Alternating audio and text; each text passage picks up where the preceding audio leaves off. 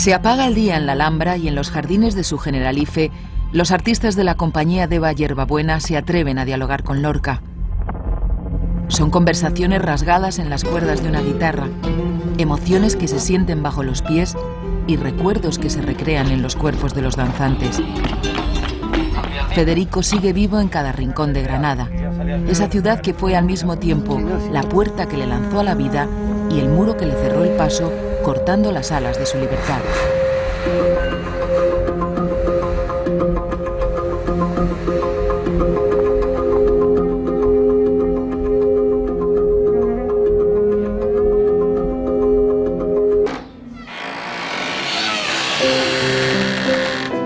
No ha habido nadie mejor que él que cuente cómo es Granada, ¿no? Cómo son sus costumbres, cómo son su gente. Y realmente él sabe hacer que tú vuelvas, por lo menos conmigo lo ha hecho, ¿no? A tu infancia y te des cuenta pues, de muchísimas cosas que parecen muy lejanas, pero que aún siguen existiendo y están ahí, ¿no? 75 años después de su muerte en Fuentevaqueros, la casa donde nació en 1898 Federico, todo suena a Lorca. Entre estas paredes, el hombre que venía de una familia de agricultores ricos, con un padre calculador y moderado y una madre inteligente y cariñosa, empezó a construir su particular universo entre lo popular y lo culto.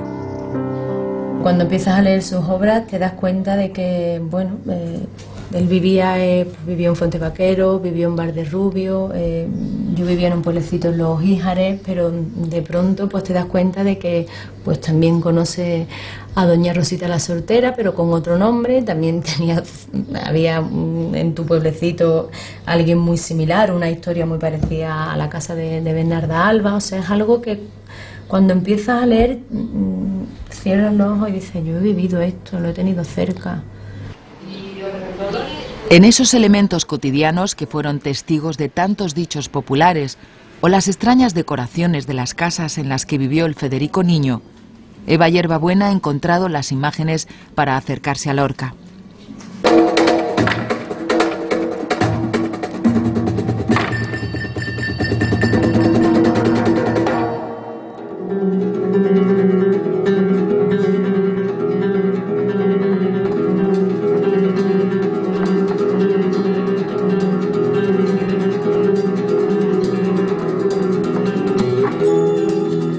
Es el Lorca que empezó a ahondar en el mundo de las sensibilidades al lado de los sonidos del piano y las guitarras y al calor de los comadreos que contaba la servidumbre en la vega granadina que discurre entre Fuentevaqueros y Valderrubio. Allí están todavía los secaderos de tabaco, barracones hoy destartalados y cubiertos de polvo que evocan imágenes de las mujeres lorquianas atormentadas por esos lutos extremadamente largos, la ocultación y el silencio de esa España autoritaria e intolerante.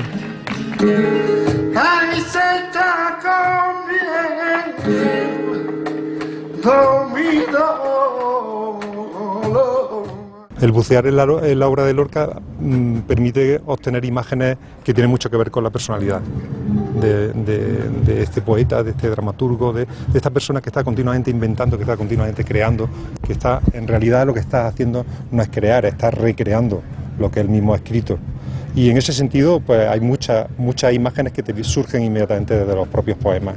El Lorca sensible, el Lorca enraizado con su tierra, el Lorca muy lejano a su tierra y rabioso por las cosas que pasan y molesto, indignado con la injusticia. Decía Federico que su mundo estaba entre las densas choperas de Valderrubio, el pueblo en el que vivió y pasó muchos veranos y donde encontró los paisajes para Bodas de Sangre o Doña Rosita la Soltera.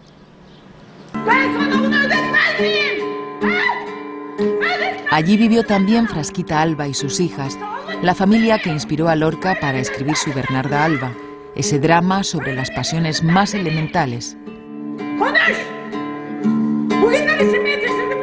En la casa de Valderrubio, pues contaban que Lorca estaba tocando el piano y la madre pues le insistía, ¿no? Federico, a comer, tienes que comer. Y le insistía una y otra vez, y entonces el padre, pues un poco así enfadado, se volvió y dijo: déjalo que coma versos.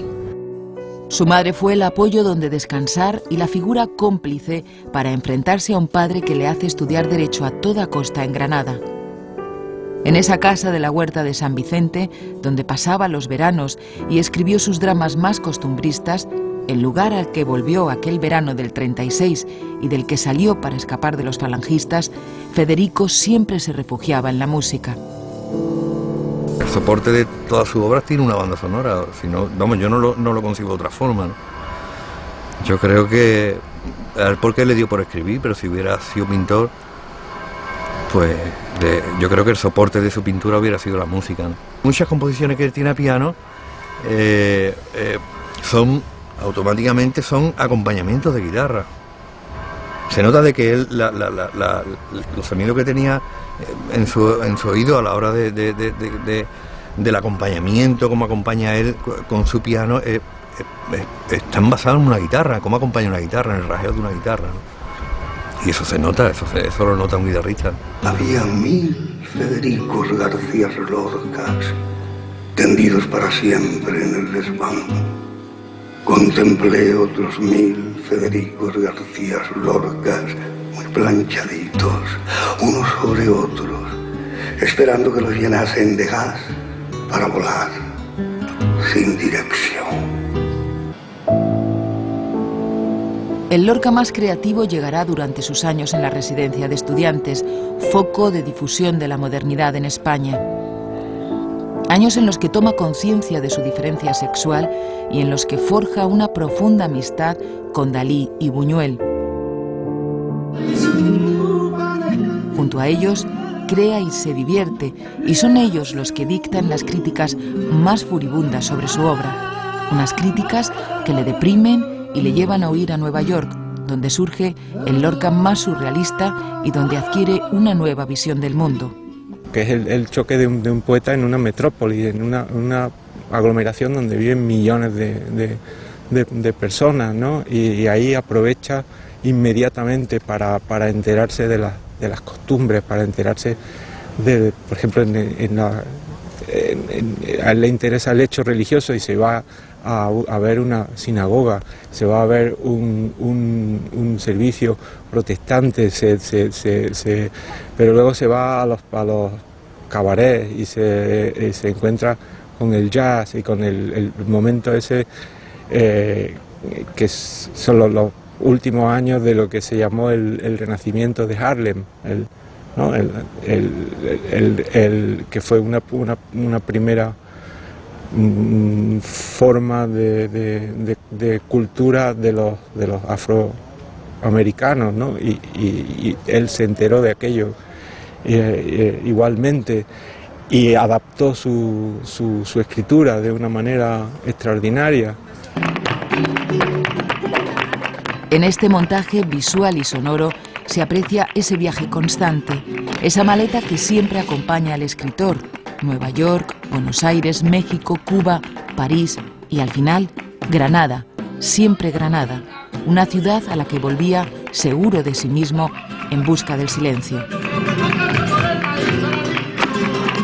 Tuvo sus fases de angustia, pero sí que tuvo un poco esa reacción un poco del torero, español antiguo, del boxeador, ¿no? Él viene de América y le compra a su madre un plato de plata precioso, ¿no?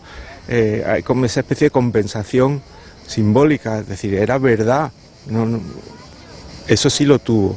Es decir, no creáis que es verdad que yo puedo ser un artista y no voy a vivir de prestado, sino voy a vivir de mi arte. Por tu culpa, por tu gran culpa. La naturaleza, la luna, el río, la música, el castigo, la muerte. Son algunas de las metáforas extraordinarias que representan esa especie de mundo dominado por emociones primarias y al mismo tiempo refinadísimas de la literatura de Federico, y que en la obra que se representa en los jardines del Generalife de la Alhambra se detienen en el mundo de lo diminuto. Hay un fragmento de la mañana. Los pequeños animalitos de su Fuente Vaqueros natal, de las alamedas, los árboles, etcétera, por un lado, y luego también con imágenes que tenían que ver con su viaje a Nueva York, que le marca profundamente y que tiene que ver con las torres que se confunden con las torres de la Alhambra, esos grandes rascacielos confundidos con las imágenes de la Alhambra.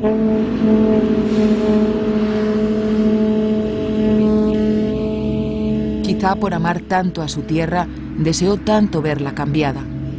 De la burguesía granadina dijo que era la peor de España, y fue esa Granada del alzamiento y primeros días de la Guerra Civil quien tanto le envidió por su éxito y notoriedad, y quien le traicionó.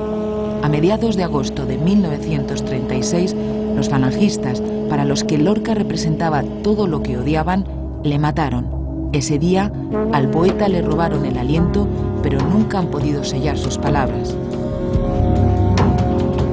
Representa lo mejor de su época, y su época nació en 1898, murió en 1936, fue lo que otros historiadores llaman la Edad de Plata, con lo cual de la cultura española del siglo XX.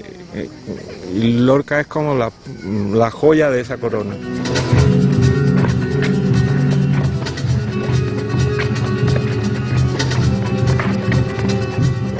Es un poeta muy admirado y es un poeta suficientemente llorado.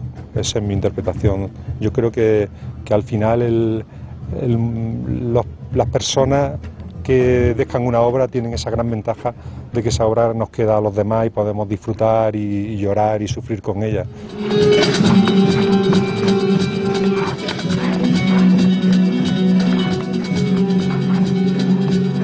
Mataron pensando en que aquí se acababa todo, creo que fue el error más grande que cometieron, ¿no? Porque le dieron la vida eterna.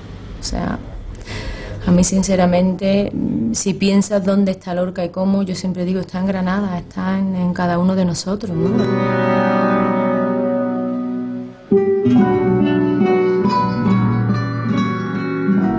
En todos los países la muerte es un fin, llega y se corren las cortinas. En España, no. En España se levantan. Lo dijo el propio poeta granadino como si estuviera presagiando su destino de mito eterno, el poeta llorado del siglo XX.